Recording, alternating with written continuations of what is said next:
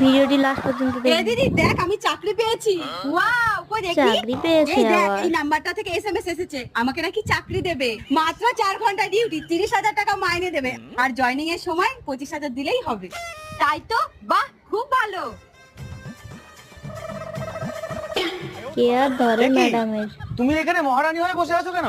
এই আমি, কত আজ style। থেকে আমাকে ম্যাডাম বলবি।